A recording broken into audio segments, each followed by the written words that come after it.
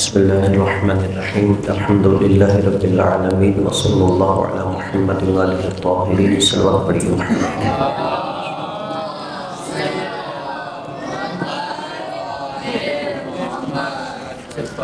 آج چونکہ 15 رمضان مبارک ہے، حضرت امام حسن علیہ السلام کی ولادت کا دن ہے۔ سب سے پہلے آپ تمام احباب کو امام علیہ السلام کی ولادت مبارک پیش کرتا ہوں، اور جو امام حسن علیہ السلام کی قرآن کے ساتھ وابستگی کے حوالے سے کچھ تعلیمات ہیں، آج وہی عرض کروں گا کہ امام علیہ السلام فرماتے ہیں کہ جب قیامت کا دن ہوگا تو قرآن مجید ایک ہادی، رہنما اور قائد کی صورت میں میدان محشر میں محشور ہوگا، اور آپ نے فرمایا جس نے اس دنیا میں اس کے حلال کو حلال جان کر عمل کیا اور اس کے حرام کو حرام جان کر چھوڑ دیا تو یہ قرآن مجید ہی اسے جنت کی طرف خود لے کر جائے گا، اور جس نے دنیا میں اس کے حلال کو حلال نہیں سمجھا اور اس کے حرام کو نہیں حرام سمجھا تو یہ قرآن ہی اس شخص کو جہنم کی طرف دھکیل دے گا۔ یعنی امام علیہ السلام یہ چاہتے ہیں کہ ہم دنیا میں اس قرآن کے ساتھ وابستگی رکھیں گے تو یہ قرآن ہی ہمیں خود جنت میں لے جائے گا۔ ایک اور فرمان ہے جس میں آپ نے کہا من جعلہ امامہ قادہ الی الجنہ من جعلہ خلفہ، کہ جس نے اسے قرآن کو اپنے آگے رکھا، یعنی اپنی زندگی میں اس قرآن سے رہنمائی لی تو یہ قرآن اسے جنت کی طرف لے جائے گا، اور جس نے دنیا میں اس قرآن کو پس پش ڈال دیا تو یہ قرآن اسے جہنم کی طرف دھکیل دے گا۔ اور پھر امام علیہ السلام فرماتے ہیں کہ جو بھی انسان تلاوت قرآن مجید کرتا ہے تو اللہ تبارک و تعالیٰ اس کی ایک دعا ضرور قبول کرتا ہے، اس لیے حکم بھی ہے کہ جب بھی تلاوت قرآن کی جائے تو اس کے بعد انسان خدا کی بارگاہ میں قرآن کے وسیلہ سے دعا کرے۔ کہ امام حسن علیہ السلام فرماتے ہیں کہ جو بھی تلاوت قرآن کرے گا تو اس کی ایک دعا ضرور قبول ہوگی۔ آپ نے کہا چاہے وہ فوراً تو قبول ہو جائے یا تھوڑی تاخیر سے قبول ہو، لیکن دعا ضرور قبول ہوگی۔ اور پھر جب امام حسن علیہ السلام قرآن مجید کی تلاوت فرماتے تھے اور جن آیتوں کے شروع میں یا ایھا الذین آمنوا ہے، یعنی اے صاحبان ایمان سے شروع ہوتی ہیں، تو امام علیہ السلام اس آیت کے بعد ایک جملہ کہا کرتے تھے لبیک اللہم لبیک، کہ یعنی خدا جن صاحبان ایمان کو خطاب کر رہا ہے کہ اس میں امام علیہ السلام خدا سے کہتے تھے کہ باری الہ میں تیرا حکم سن رہا ہوں۔ اور پھر امام علیہ السلام کی تعلیمات میں یہ چیز موجود ہے، آپ نے فرمایا کہ جو بھی بندہ سورہ حشر کی آخری 3 آیات کی تلاوت اپنی زندگی کا حصہ بنا لے، جس میں اللہ تبارک و تعالیٰ کے صفات کا تذکرہ ہے، واللہ الذی لا الہ الا هو عالم الغیب والشہادہ هو الرحمن الرحیم، آخر تک یہ ایک آیت، اس کے بعد آیتیں اور ہیں کہ امام فرماتے ہیں جو سورہ حشر کی یہ آخری 3 آیتوں کو اپنی تلاوت کا حصہ بنا لے تو اگر وہ دن میں ان آیتوں کی تلاوت کرے گا اور پھر اس دن میں اس کا انتقال ہو جائے گا تو اللہ تبارک و تعالیٰ اسے شہداء کے زمرے میں محشور کرے گا، اور اگر وہ رات میں سورہ حشر کی آخری 3 آیتوں کی تلاوت کرے گا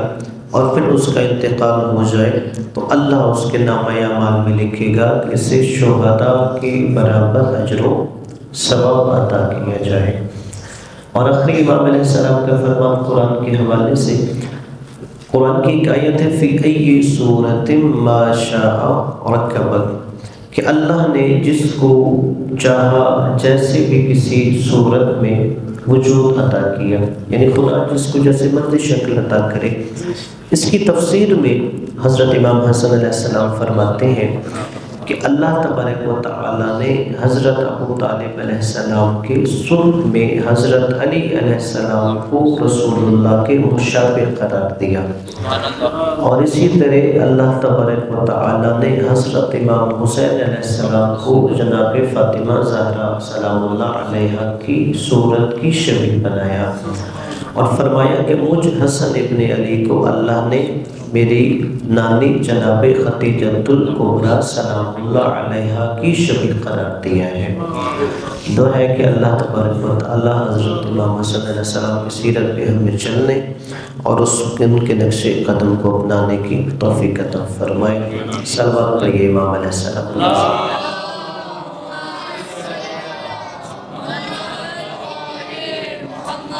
آپ کا کوئی سوال ہو اس حوالے سے یا کوئی اور تو آپ پوچھ سکتے ہیں۔ جیسا کہ قبلہ آپ نے فرمایا کہ قرآن مجید ہدایت ہے اور یہ مومنین کے لیے جو غیر مسلم ہے، جو ابھی کلمہ جنہوں نے نہیں پڑھا تو وہ بھی مس کر سکتے ہیں یا کیا ان کے لیے؟ اب دیکھیے قرآن مجید کے مس کرنے کے حوالے سے قرآن میں لا یمسہ الا المطہرون کہ اسے وہی چھو سکتا ہے کہ جو پاک ہوتا ہے، لہٰذا ایک انسان جو غیر مسلم ہے وہ قرآن مجید کے حروف کو ہاتھ لگانا اس کے لیے حرام ہوتا ہے، اس لیے کہ ہمارے ہاں ان کی نجاست ظاہری ہے، یعنی جو انسان مشرک ہے اس کی نجاست ظاہری بھی ہوتی ہے، یعنی اگر اس کا ہاتھ گیلا ہے آپ ویسے بھی سلام لیں گے تو آپ کا ہاتھ نجس ہو جائے گا، یہ اکثر فقہا کا ہے جو مشرک ہے۔ لہٰذا جو غیر مسلم ہے آپ اسے قرآن مجید نہیں کوئی تحفے میں دے سکتے یا وہ قرآن مجید کو نہیں چھو سکتا، اس لیے کہ قرآن کو چھونے کے لیے پاک ہونا شرط ہے۔ اس لیے جو مسلمان بھی ہے اگر وہ بھی وضو کی حالت میں نہیں ہے، یعنی عام حالت میں بھی قرآن کے لفظوں کو ہاتھ لگانا حرام ہوتا ہے،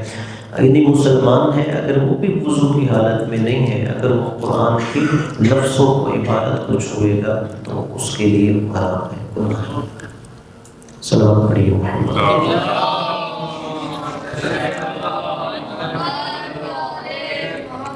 تو ہدایت کے لیے اگر ان کو موٹیویٹ کرنے کے لیے یا اس حوالے سے پھر ان کو یعنی کیا اس حوالے سے لاہ عمل ہونا چاہیے؟ اس میں دیکھیے جو انسان غیر مسلم ہے سب سے پہلے تو آپ اسے جب قائل کریں گے آپ اسے توحید اللہ کی ذات کے لیے اور نبی کی نبوت کے لیے قائل کریں گے، اس کے لیے آپ قرآن سے دلیل نہیں دیں گے غیر مسلم کا، وہ تو قرآن کو مانتا ہی نہیں۔ ظاہری بات ہے کہ جسے ہم دلیل دے رہے ہیں اسے وہاں سے دلیل دی جاتی ہے جو اس کے نزدیک قابل قبول ہو۔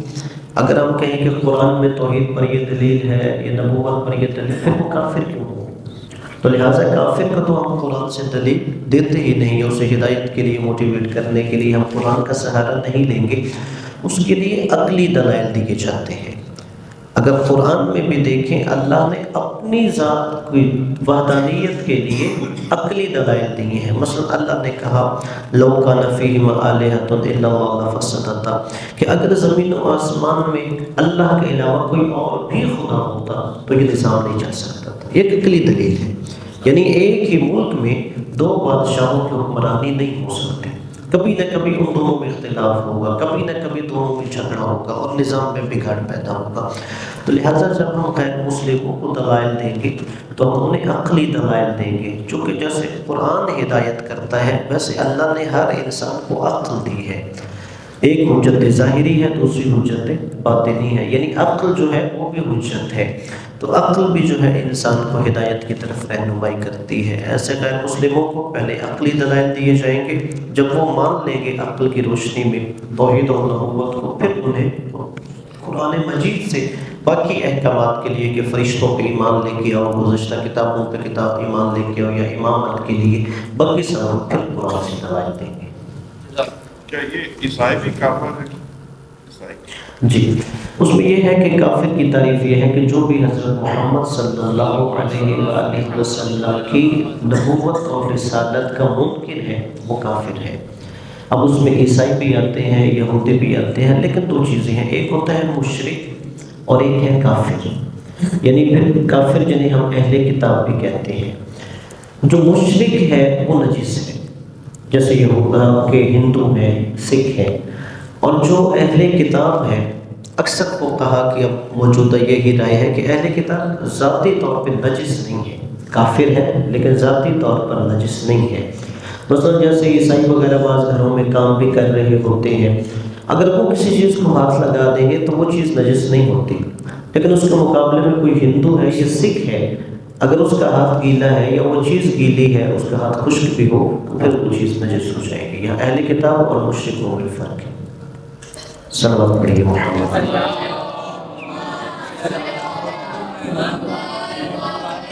ہندو سندھ میں اور کراچی میں زیادہ ہے رواج جی کہ ان کے کچن میں ہندو وہ کوکنگ کر رہے ہوتے ہیں، اس میں احتیاط کا پہلو ایسا ہی ہے۔ اس میں یہ ہے کہ جہاں پر ہندو ہمیں یقین ہے کہ اس ہوٹل پہ ہندو کام کرتا ہے، ظاہر بات ہے کہ جب وہ روٹی بنائے گا یا اگر وہ اسی طرح کوئی اور کھانا ہم اس کے ہاتھ کا بنا ہوا کھا رہے ہیں تو اس سے اجتناب کرنا ضروری ہے۔ بلکہ ہم تو اس ملک میں رہتے ہیں، یہاں تو ہمیں اتنا واسطہ نہیں پڑتا۔ جب ہندوستان چلے جائیں تو ہمارے دوست ہمیں بتاتے تھے جو ہمارے ساتھ تعلیم حاصل کرتے تھے کہ اگر وہ ایک شہر سے دوسرے شہر سفر بھی کر رہے ہوتے تھے تو اپنے گھر سے کھانا بنا کے لے کے جاتے تھے، کہ ایسا نہیں ہے جیسے ہمارے یہاں ٹرین کسی اسٹیشن پہ رکی تو ہم نے کسی دکان سے جا کے چیز خرید لی، چونکہ وہاں تو ہندو اکثریت میں ہے تو وہاں پر یہ احتیاط کا پہلو بہت زیادہ ہوتا ہے۔ بلکہ اسی طرح اب جو لوگ چائنا جاتے ہیں، کیونکہ چین میں بھی جو زیادہ ہے وہ لوگ تو دین کو مانتے ہی نہیں، وہ کمیونسٹ ہیں، اور وہ لوگ بھی انہی مشرکوں کے زمرے میں آتے ہیں، وہ نجس ہیں کہ وہاں پر بھی انسان کو کھانا کھانے میں بہت زیادہ مشکلات ہوتی ہیں۔ یا تو وہاں جا کے پہلے کوئی ہوٹل تلاش کرے، اور جو دیندار لوگ ہوتے ہیں وہ ایسا بھی اگر ایک ہفتے کے ٹور پر جاتے ہیں تو یہاں سے خشک میوہ جات ساتھ لے کے جائیں گے، یا اپنے کھانے کے لیے کوئی ایسے فروزن آئٹمس ساتھ لے کے جائیں گے کہ جس میں جتنا عرصہ وہ وہاں قیام کر رہے ہیں اگر انہیں کھانے کا مشکل پیش آئے تو حلال کھانا کھائیں۔ وہ فروٹ نہیں کھا سکتے؟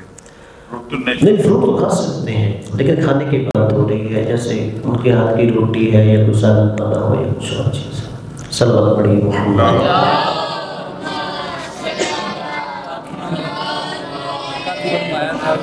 کنواں کھلوا دینا یا اس طرح کے اعمال ہیں ایسا وہ اس دنیا میں بھی اور آخرت میں بھی سب کے جائیں گے، غیر مسلموں کے لیے کیا ہر مسلم اگر یہ عمل کر لے وہ بھی تو یہ کام کرتے ہیں، ہسپتال ہیں ایسا ہی ہے۔ ہاں جی، اگر غیر مسلم بھی کوئی عمل کرے عمل خیر تو اس کا اجر و ثواب اس کے لیے ہے، لیکن دنیا میں ہے، ٹھیک ہے۔ اللہ نے کہا وَمَن يَبْتَغِ غَيْرَ الْإِسْلَامَ دِينًا فَلَن يُقْبَلَ مِنْهُ وَهُوَ فِي الْآخِرَةِ مِنَ الْخَاسِرِينَ، جو اسلام کے علاوہ کسی اور دین کی پیروی کرتا ہے کہ آخرت میں اس کا عمل قابل قبول نہیں ہے، اور کہا وَهُوَ فِي الْآخِرَةِ مِنَ الْخَاسِرِينَ، وہ آخرت میں گھاٹے میں رہنے والوں میں ہوگا۔ ہاں دنیا میں اس کا صلہ دیا جاتا ہے کہ اس کا نام زندہ رہتا ہے، یا دنیا میں جو وہ چاہتا تھا اس کی شہرت ہو وہ اسے صلہ دے دیا جاتا ہے۔ اس کی وجہ اللہ آخرت میں اسے کیوں نہیں بدلا دیتا؟ جب اس نے ایک اچھا کام کیا ہے کہ آخرت میں بھی اللہ بدلا دے، اس کی وجہ یہ ہے کہ وہ آخرت پہ ایمان ہی نہیں رکھتا، اس کا اس دن پر ایمان ہی نہیں ہے، تو اسے کیسے بدلا دیا جائے؟ اس لیے ضروری ہے کہ پہلے وہ اسلام میں داخل ہو کے آخرت پہ ایمان لائے، پھر اسے اس دن صلہ دیا جائے۔ صلوات پڑھیے محمد۔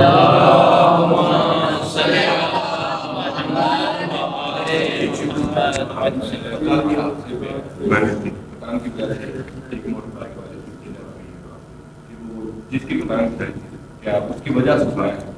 وہ بندہ قاتل ہے اور اسلام میں قاتل کے قدر کی جاتی ہے۔ ہاں جی، جیسے ایک واقعہ ہوا ہے فیصل آباد میں کہ ایک شخص کے شہر جو پتنگ کی ڈور کی وجہ سے کٹ گئی، ان کا سوال یہ ہے کہ کیا وہ پتنگ اڑانے والا جو ہے وہ قاتل شمار ہوگا؟ سب سے پہلی تو بات یہ ہے کہ جو لوگ ایسے حادثات میں مارے جاتے ہیں، روایات میں یہ ہے کہ ان کو شہید کا اجر و ثواب ملتا ہے، یعنی ویسے شہید کے حکم میں نہیں ہے کہ شہید کو جو ہے غسل نہیں دیا جاتا، اس کا خون ہی غسل بنتا ہے، لیکن یہ اجر و ثواب میں شہید کے حکم میں ہے، اسے اجر دیا جاتا ہے شہادت کا، جو ایسے ناگہانی وفات سے دنیا سے رخصت ہوتا ہے۔ اور دوسرا جو ان کا سوال ہے کہ کیا وہ دوسرا جو پتنگ اڑا رہا تھا اس کا قاتل شمار ہوگا؟ اب اس میں قتل کی قسمیں ہوتی ہیں، ایک ہوتا ہے قتل عمد، جان بوجھ کے قتل کیا، مثلا ہم نے کسی کو گولی مار دی ہے، ہم نے کسی کا گلا کاٹ دیا ہے، یہ قتل عمد ہے، اسے جان بوجھ کے قتل کیا ہے۔ وضاحت جو انسان ایک پتنگ اڑا رہا ہے، اگر وہ پتنگ اڑاتے ہوئے کسی کی شہرہ کٹ جائے تو یقیناً وہ پتنگ اڑاتے ہوئے اس کا یہ ارادہ نہیں ہوتا میں کسی کو قتل کرنا چاہتا ہوں، یہ قتل عمد کے حکم میں نہیں آتا۔ لیکن اگر ہمیں یہ علم ہو کہ ہم کوئی ایسی ڈور استعمال کر رہے ہیں کہ جو انسانی جان کے لیے نقصان کا باعث ہے اور اس کی وجہ سے کسی کی جان جا سکتی ہے اور پھر کسی کی جان چلی جائے، تو پھر ایسا انسان اس کی دیت دینے کا مستحق ہوگا، یعنی جسے انتقال ہوا ہے، جس کی شہرت کٹ گئی، نقصان ہو گیا، تو شریعت یہ کہتی ہے، ورنہ قتل عمد میں قصاص کے بدلے قصاص ہوتا ہے، قتل کے بدلے قتل کیا جاتا ہے۔ اب جیسے اس صورت میں یہ چونکہ قتل عمد نہیں ہے، اس میں قتل نہیں کیا جائے گا، لیکن وہ جس کا انتقال ہوا ہے اس کے ورثاء کو وہ جو پتنگ اڑا رہا تھا وہ دیت ادا کرے گا۔ اور دیت کا مطلب یہ ہوتا ہے اس وجہ سے کہ جو ورثاء کو پیچھے نقصان ہوا ہے ان کی مالی طور پر جو ہے معاونت کی جائے۔ صلی اللہ علیہ وسلم۔